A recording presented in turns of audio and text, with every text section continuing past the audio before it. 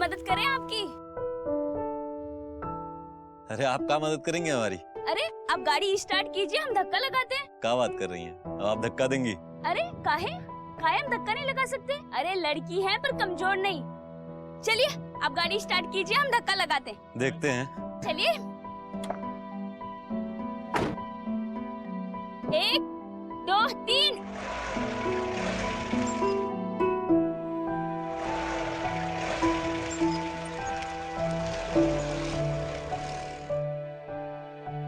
देखा, निकल गई ना। भाई मान गए आपको। सुनिए, कहीं जाना है तो चलिए छोड़ दें। नहीं रहने दीजिए।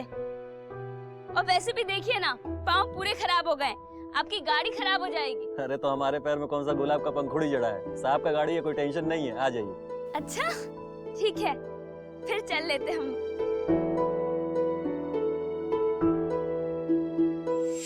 बस साहब, उसमें कुछ बात तो थी कि हमारी गाड़ी के पहिए उसकी घर की ही तरफ घूमने लगे। हम दोनों मिलने लगे। इश्क हो गया था साहब उससे। एक दिन हम दोनों ने भाग कर निकाह कर लिया। हम दोनों बहुत खुश थे एक दूसरे के साथ। उसे अपनी लंबाई पे बहुत गुमान था।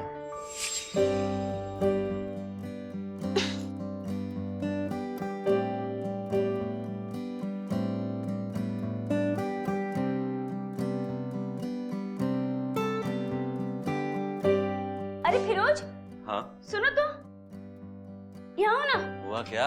इतना काहे शर्मा रहे हो? हाँ, बीवी है हम तुम्हारी, कोई परोसन नहीं। अरे लेकिन काम का है। बस यहाँ खड़े रहो, काम कुछ भी नहीं है। चुपचाप खड़े रहो और निहारो कि तुम्हारी बीवी कैसे पंखा साफ करती है। जो काम हाथ छुप छुप के कर रहे हो ना, तो यहाँ पर करो। क्यों? हाय अल्लाह, ये तो देखा ही नहीं हमने। 1 फुट नाटे रह गए तुम हमसे। लगता है तुम्हारी अम्मी तुम्हें बचपन में दूध कम पिला रही। अच्छा जी, अभी बता। अरे नहीं। सुनो, अब बताओ, किसकी अम्मा ने कम दूध पिलाया? सिर्फ 2 इंच से चूक गए हम, वरना हमारे शौहर हमसे नाटे होते। गलत आदमी से दिल लगा बैठे ना। तुमने ना जरूर कोई चीटिंग की होगी हमारे साथ।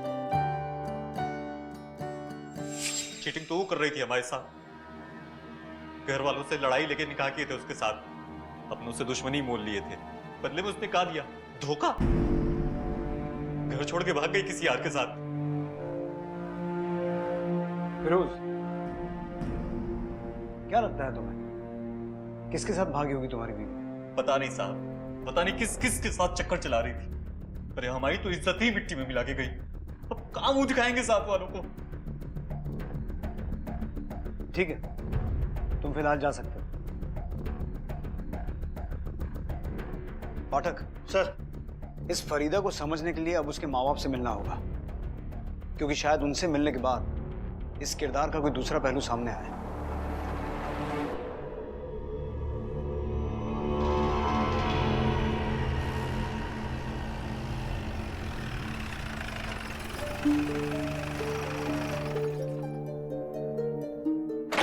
मुन्ना बाबू। हाँ साहब। आपकी बेटी अब इस दुनिया में नहीं है।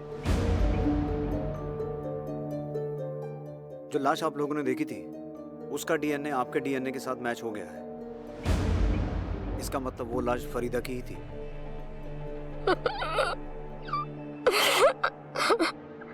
संभालिए अपने आप को। मुन्ना बाबू, हम आपकी बेटी के कातिल को ढूंढ रहे हैं और इस काम में हमें आपकी मदद चाहिए। हमने आपको पहले बताया नहीं, लेकिन आपकी बेटी का पहले कत्ल हुआ और फिर उसकी लाश के साथ किसी ने जबरदस्ती की, बलात्कार किया उसके साथ। आपको किसी पर शक है? कोई अंदाजा है कौन हो सकता है जो आपकी बेटी के साथ ऐसा घिनौना अपराध कर सकता है? नहीं साहब, सच कहें तो हम हमारी बेटी के बारे में कभी समझ ही नहीं पाए। बड़ी उम्मीद थी उससे, किस बाप को नहीं होती। पर एक दिन वो भाग गई किसी के साथ। बाद में पता चला कि उसने शादी कर ली है। दोनों कहीं अलग रहने लगे।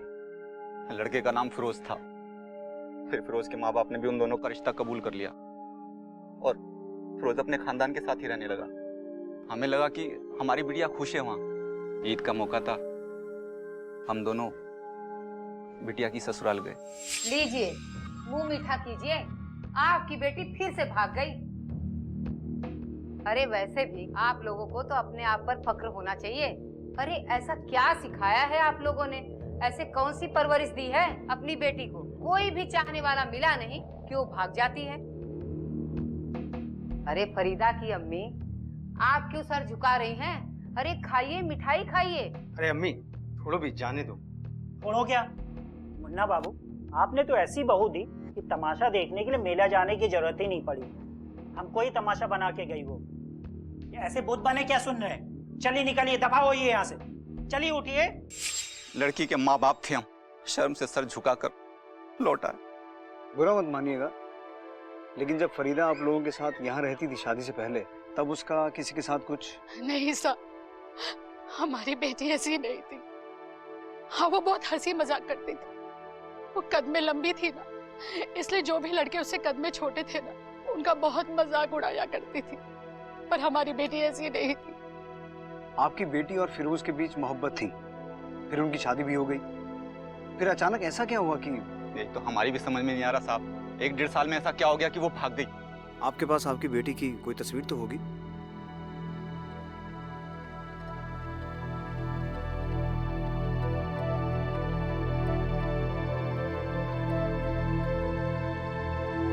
शुक्रिया।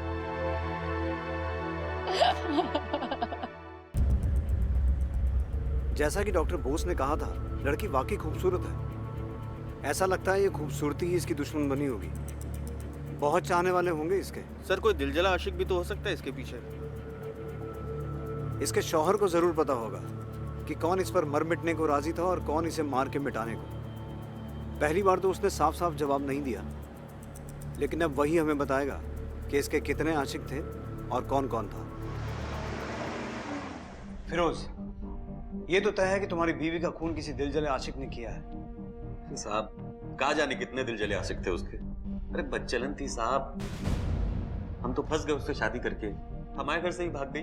भागकर गई कहाँ थी और किसके साथ भागी थी? पता नहीं साहब, लेकिन आए दिन लोग उसको इधर उधर देखा करते थे उसके आशिकों के साथ। और ये आशिक था कौन? किसने देखा? कहाँ देखा? अभी 4-5 महीने पहले देखा गया था उसको उसके आशिक के साथ, यही कबीरपुर दरगाह पर। रघु भैया ने देखा था उसको, दौड़ के आए और हमको बताया, लेकिन जब तक हम लोग वहां जाते निकल चुके थे दोनों। रघु भैया कौन है? हमारे गांव में रहते हैं। कहीं उसी की नजर तो नहीं थी फरीदा पर? अरे नहीं साहब, बहुत अच्छे आदमी हैं, बड़े भाई के जैसे हैं। हमारे निकाह में बहुत मदद किए थे। पाठक, दरगाह पे जाके पता करो, पता तो चले ये सच बोल रहा है या झूठ। सर,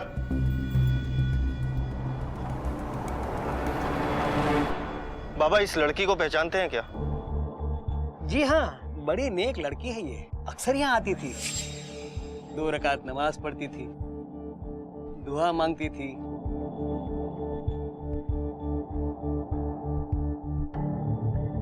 गरीबों को खाना खिलाती थी।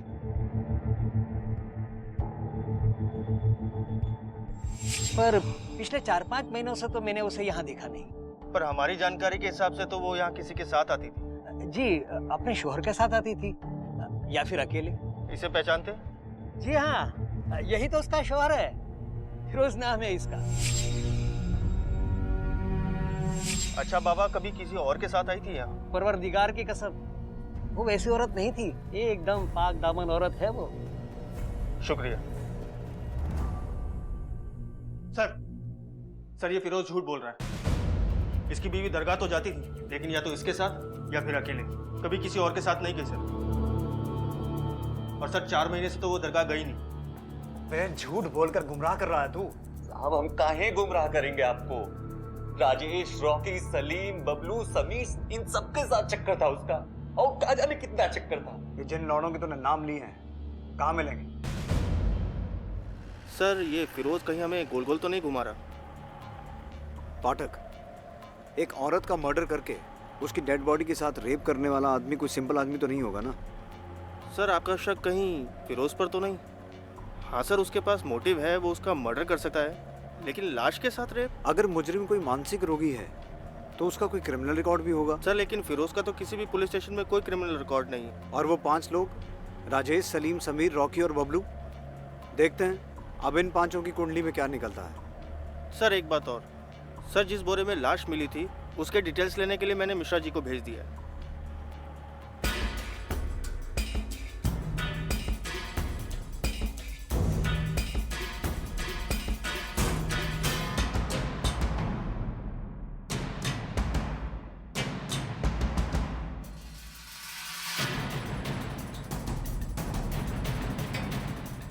रॉकी ना पत्ते को तेरा पेरी करता है। चुप रोतले, हरदम रोते ही रहता है। अरे पुलिस साहब साहब, पत्ते खेल रहे थे, जुआ नहीं खेल रहे थे हम लोग। सिखा मत। राजेश कौन है? ये सर। तूने फरीदा को आखिरी बार कब और कहाँ देखा था? सब फरीदा भाभी को उनके घर पे। भाभी बोलता है, तेरा चक्कर था ना उसके साथ? अरे नहीं साहब, अम्मा कसम, हमने तो बस एक बार उनके हाथ की बनाई फिरनी खाई थी, बस उसके बाद तो मैंने देखा भी नहीं साहब। जब से वो गायब हुई तब से कहीं देखा? नहीं साहब, कहीं नहीं देखा। राजेश झूठ मत बोल, फिरोज ने हमें बताया कि तू उससे मिलता था। साहब वो झूठ बोल रहा है, सारा हमको वो तुझी को क्यों फंसा रहा है? कोई तो वजह होगी ना। गायब होने से पहले उसको मैं फिरोज के साथ लड़ते हुए देखा था। हमारे वजह से घर में कौरा मचा है, हमारे वजह से? मत खुलाओ तुम हमारा। अरे तो तू ही बता ना, वही रात कव्वाली जाने के लिए क्यों मिली जब हम घर पे नहीं थे? किसके साथ गई थी तू? जब तुम साहब के साथ में गाड़ी लेकर जाते हो, रात कहाँ बिताते हो ना, एक मालूम नहीं है क्या हमें? अशफाक भाई सब किससे बताया तुम्हारे? कूड़ा तू खाती है और उंगली हमारी तरफ उठाती है। हमारा हाथ मत लगाना हम पे, बाकी जनानियों की तरफ कमजोर नहीं है हम। उस दिन किस तरह से फंसे हुए पहिए को निकाल दिया था ना, उसी तरह तुम्हारा हाथ उठाकर फेंक देंगे। एक दिन कव्वाली कहाँ चले गए तो क्या बच्चन हो गए क्या हम? अरे कुछ ना कुछ तो करती होगी ना तू, बार बार नाम काहे उछलता है तुम्हारा? बस इतनी परेशानी है, इतना ही शक है तो काहे ना तलाक ले लेते हमसे? बबलू तू बता, क्या जानता है फरीदा और फिरोज के बारे में? पता नहीं साहब, वो लोग हमेशा लड़ाई झगड़ा करते रहते हैं। समीर कहाँ मिलेगा? समीर से पूछताछ करके कोई फायदा नहीं, वो तो कभी किसी औरत की तरफ नजर भी उठाकर नहीं देखता था। उसका किसी के साथ क्या चक्कर होगा साहब? पाठक सर, समीर को उठा के लेके आओ और इन सबका पार्सल थाने भिजवाओ। सर सर सर ये है समीर।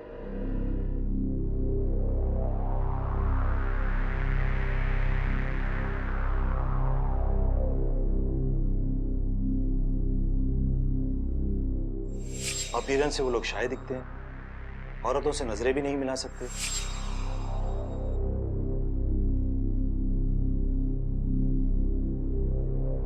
पाठक इससे पूछताछ हम नहीं करेंगे। तो फिर कौन करेगा सर? समीर, समीर नाम है ना तेरा? बैठ। मस्ताना लेडीज टेलर के यहाँ कटिंग का काम करते हो ना तुम? जी मैडम। फरीदा आती थी वहाँ? हाँ। नीचे क्या देख रहा है? नजरें मिलाकर बात कर। खूबसूरत थी ना वो? जी जी नहीं मैडम।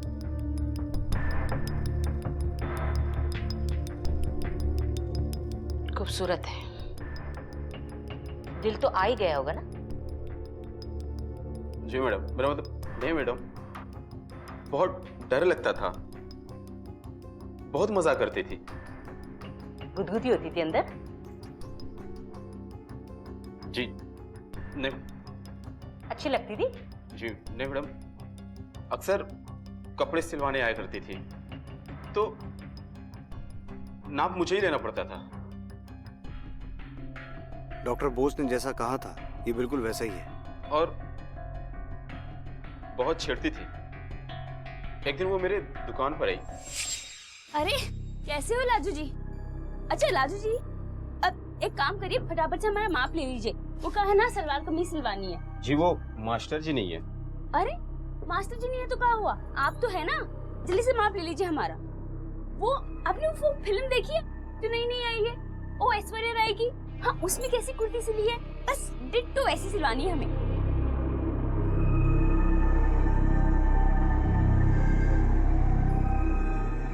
अरे इतना कपकपा क्यों रहे हैं आपके हाथ? अच्छा अब छोड़िए, हम बताते हैं, लिखिए 36। क्या हुआ लाजू जी? जी वो आप लाजो जी मत बोला करिए, सब बाद में बहुत हंसते हैं। ओए होए, तो क्या छुई हुई बोले आपको? हाँ, आपकी ना शादी करवा देनी चाहिए। एक बार शादी हो जाएगी ना फिर सब सही हो जाएगा। वैसे लाजो जी, आपकी शादी लड़की से करवाएं या फिर? अच्छा ठीक है, लेकिन सिल के रखिएगा, मैं बाद में आती हूँ। इसलिए खून कर दिया तूने फरीदा का? खून? क्या कह रहे सब आप? भला मैं खून क्यों करूंगा? सिर्फ खून ही नहीं, खून करने के बाद लाश के साथ रेप किया तूने। रेप?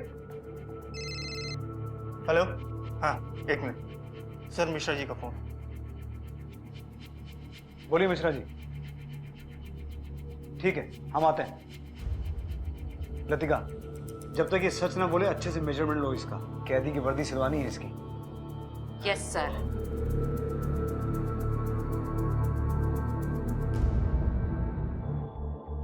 जी सर, ये बोरी तो हमारे यहाँ की है, लेकिन इसमें लाश कैसे आई ये मैं कैसे बता सकता हूँ? पुंसिया गांव से कोई आपकी बोरी खरीदता है? नहीं सर।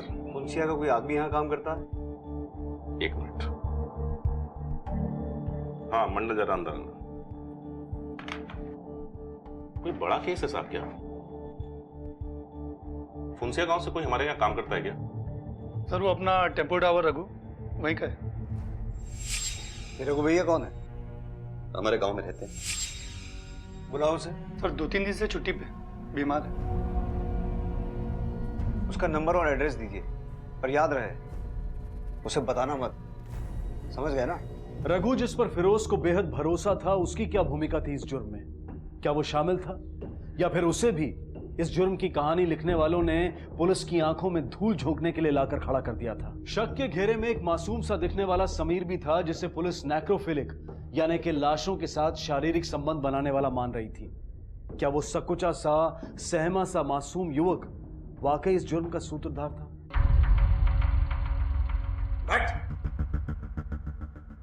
और क्या क्या किया रघु ने तेरे लिए?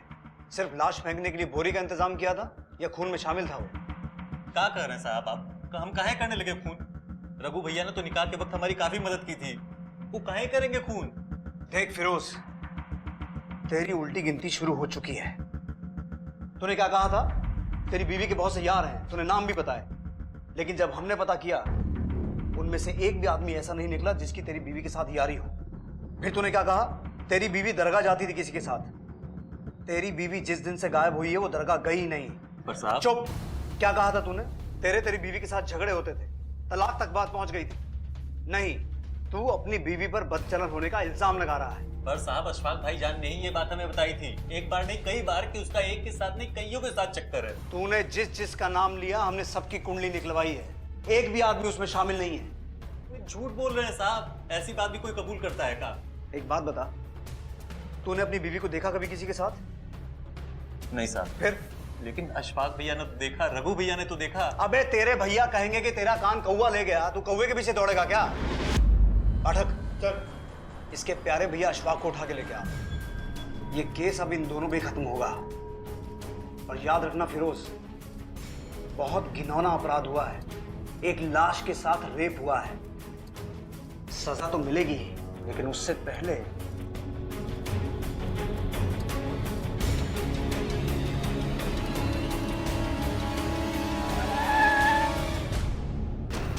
चल अशफाक खड़ा हो। अरे साहब, तेरे हजामत हम बनाते हैं। अरे साहब, लेके चल। साहब, फरीदा औरत नहीं आफत थी, आफत।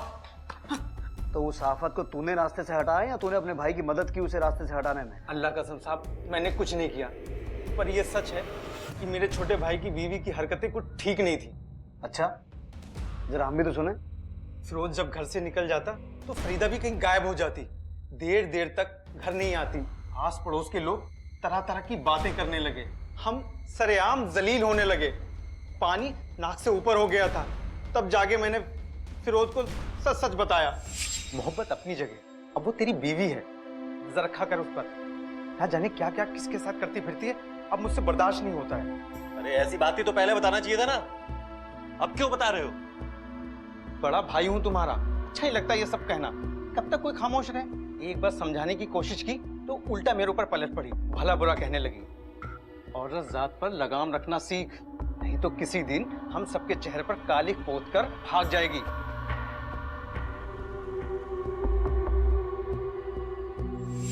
साहब, मैंने फिरोज को कई बार आगाह किया, सब लोगों ने देखा। घर से भागने के बाद बेहयाई से सर उठाकर घूम रही थी। क्या करता साहब, सब कुछ अपने भाई को बताना पड़ा। भाई ने कहा तो सच, बीवी ने कहा तो झूठ। ऐसी बात नहीं है साहब, आपको पता नहीं है, अशफाक भाईजान नहीं रहते तो हम कभी घर वापस नहीं आ सकते थे। तो भाई का कर्जा तूने ऐसे चुकाया, बीवी की जान लेकर। लेकिन एक बात बता फिरोज, लाश के साथ बलात्कार करते हुए तुझे घिन नहीं आई? क्या बात कर रहे हैं साहब आप? हम इतने गिरे हुए नहीं कि मुर्दे के साथ, और ना ही अशफाक भाईजान इतने गिरे हुए हैं। जरूर उस फरीदा का कोई ना कोई आशिक रहा होगा जिसने उसके साथ ये सब किया होगा। अरे उस घोड़ी को हम लगाम कस ही नहीं पाए, उन क्या करेंगे? और रही अशफाक भैया की बात, अरे उनके पीछे तो खुद ही दौड़ी थी मारने वो। अरे फिरोज, ये कहाँ है? जब कल रात हम घर पे नहीं थे, कहाँ थी तू? काहे बौखला रहे हो इतना? कव्वाली सुनने गए थे। किसके साथ गई थी कव्वाली सुनने? जैसे अपने घर से भागी थे, हमारे साथ किसी और के साथ भागने का इरादा है क्या तेरा? फिरोज, जबान संभाल के बात करो। आवाज नीची, शौहर है हम तेरे। बहुत कुछ बताया अशफाक भाईजान ने तेरे बारे में। हाँ तो जाके कह दो अपने अशफाक भाई से। हाँ, बीवी हम तुम्हारे, निगाह की है तुम्हारे साथ में। कोई घर में पड़ा हुआ पैजामा नहीं कि 4 दिन वो पहने 4 दिन तुम। अशफाक! अरे बाप रे! अब आपको यकीन नहीं आता तो बबलू से पूछ लीजिए। बबलू ने जो बताना था बता दिया है। अब तो सिर्फ ये बता, तूने अपनी बीवी को मारा क्यों? जिसकी कसम खिलानी है खिला लीजिए साहब, हमने खून नहीं किया। अरे एक तो थप्पड़ जरूर मारा है उसको जब गुस्सा मगज पे चढ़ जाता था। अरे भाई को गाली देगी तो गुस्सा नहीं आएगा का? तो तू फरीदा के बारे में अफवाहें फैला रहा था और अपने भाई के मन में शक के बीज बो रहा था। नहीं साहब, मेरा छोटा भाई तो मेरे बेटे जैसा है साहब। नहीं साहब, नहीं। क्या बे, हम कंचे खेलते हैं और तू हमारा बड़ा भाई है जो हमें घुमाएगा? नहीं साहब, हम तो छोटे लोग हैं, हम क्या घुमाएंगे। लेकिन हम सच बता रहे हैं, आस पड़ोस में तरह तरह की बातें होने लगी तो किसी का भी दिमाग खराब हो जाता। यहाँ तक तो हमने फिरोज को कई बार समझाया, भाई ठंडे दिमाग से काम ले। इसका मतलब ये हुआ कि फरीदा का खून तूने नहीं, तेरे भाई ने किया है।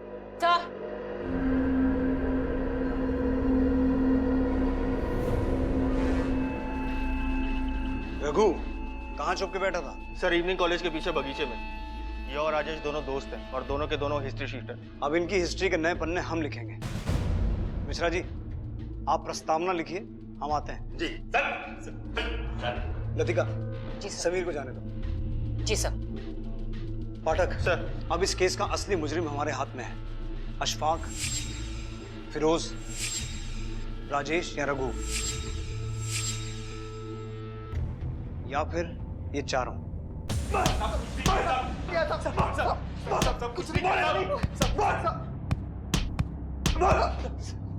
सर, ये अखबार रघु की गाड़ी में से निकला है। ये दुनिया का सबसे बकवास अखबार है, इसे कोई नहीं पढ़ता है, सिर्फ रघु ही पढ़ता है। और खास बात यह है सर, यही अखबार लाश के पास मिला है।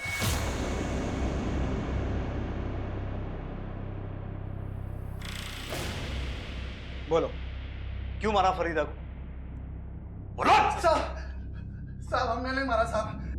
बोलना रघु। साहब हमने तो सिर्फ लाश को ठिकाने लगाने में मदद की थी साहब, और कुछ नहीं। अगर तुम दोनों ने फरीदा को नहीं मारा तो किसने मारा है? लाश के साथ रेप किसने किया? व्हाट?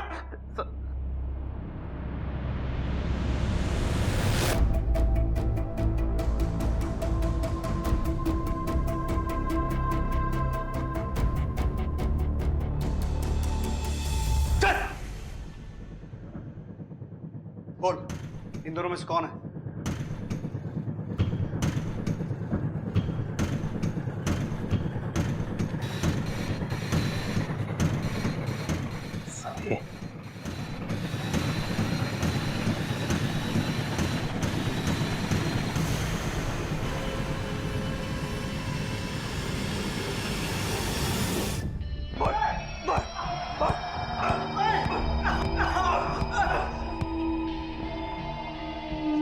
अब बोलेगा भी? मैंने मारा फरीदा को। पहले मैं फरीदा और फिरोज की शादी के खिलाफ था। जब मैंने फरीदा को देखा तो देखता ही रह गया। मैंने अब्बू को मना लिया।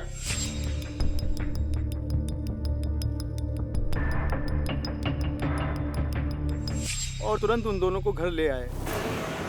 मैंने सोचा फरीदा मेरे इस एहसान का बदला चुकाएगी, मुझे करीब आने देगी, लेकिन ऐसा नहीं हुआ। एक दिन मौका पाकर मैंने पीछे से उसे दबोच लिया। अरे फिरोज, अशफाक, अरे कब? देखो मैं तो आज सबक सिखाती हूँ बराबर से। तेरी तो देती हूँ मैं। बदतमीज। अरे आज तो मैं तुमको छोड़ूंगी नहीं। उसने लोगों के सामने मुझे खदेड़ खदेड़ कर मारना चाहा। पागल हो गई है। अरे रुक कहाँ जा रहे भाग के? हाँ? पगला गई क्या? अरे रुक अरे पकड़ के मार। रुक कहाँ जा रहे? मैंने रघु और राजेश के साथ मिलकर एक प्लान बनाया।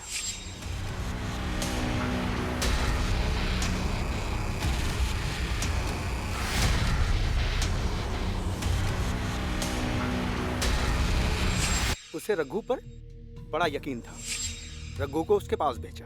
भाभी जान, अस्सलाम वालेकुम। वालेकुम अस्सलाम। आइए भाई। और भाभी जी, आपको एक खुशखबरी देना चाहते हैं। हाँ बताइए। जो फिरोज भाई है ना, फिरोज भाई ने घर बनाने के लिए एक जमीन खरीदी। तो मैंने ये सोचा कि कहीं आपको बाद में जमीन पसंद ना आए, तो चलो मेरे साथ आपको दिखा देता हूँ। अरे सोचिए मत भाभी जी, चलो मेरे साथ, मैं आपको दिखा देता हूँ। अच्छा खुशी की बात है, इतने का सोचना। आइए भाभी जी, मैं हूँ ना आपके साथ। हाँ हाँ चले। जमीन दिखाने के बहाने टेम्पो में उसे बिठा लाए।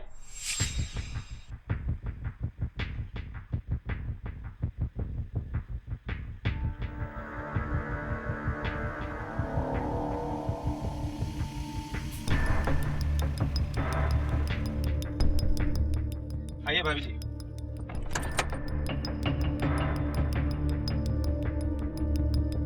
ये देखिए, ये जमीन खरीदी है इतना बढ़िया सा। ये जमीन खरीद रहे हैं फिरोज? हाँ भाई। यहाँ कौन आएगा? हम बताते हैं।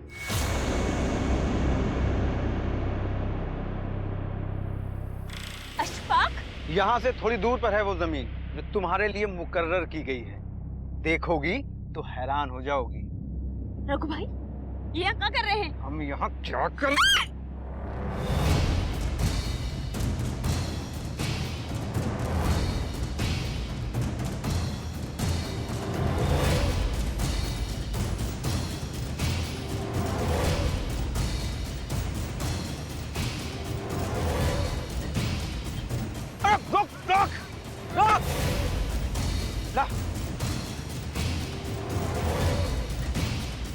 रोक फरीदा, रोक।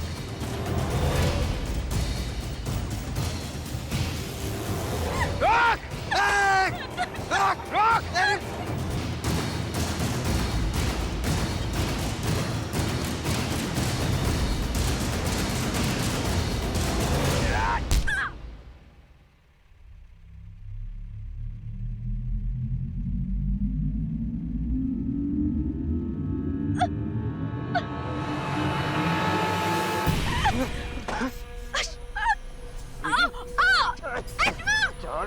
बोलती भाई, नाटी बोलती थी कमीने, हैं? 4 फुटिया बोलती, हाँ नहीं छोड़ेंगे।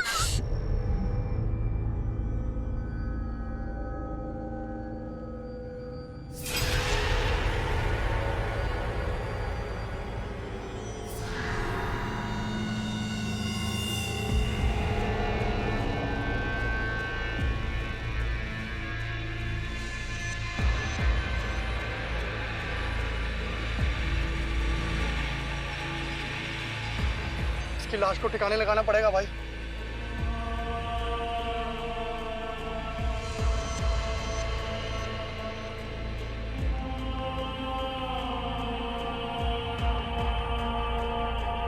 कितनी जिल्लत सही थी, इतने ताने सुने थे नौटे होने के, दिमाग सुलग उठता था। सामने तो लाश पड़ी थी साहब, लेकिन दिमाग में जीती जागती फरीदा। हमने अपना आपा खो दिया और ले लिया बदला अपनी हर तौहीन का।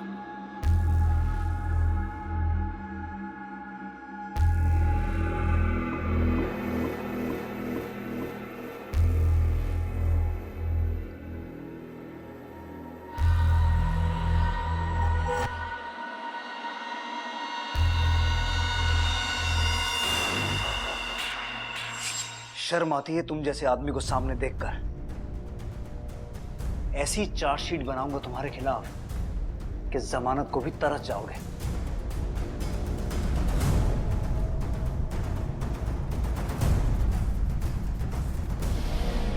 रघु, राजेश और अशफाक पुलिस की हिरासत में हैं। चार्जशीट दाखिल हो चुकी है, लेकिन अदालत की कार्रवाई शुरू होनी अभी बाकी है। इस केस से कुछ सवाल मन में खड़े होते हैं। अगर कोई मर्द या औरत बेहद खूबसूरत है और आप उसे चाहते हैं पर हासिल नहीं कर सकते, तो क्या यह वाकई आपकी हार है? क्या हमें किसी की व्यक्तिगत स्वतंत्रता का सम्मान नहीं करना चाहिए?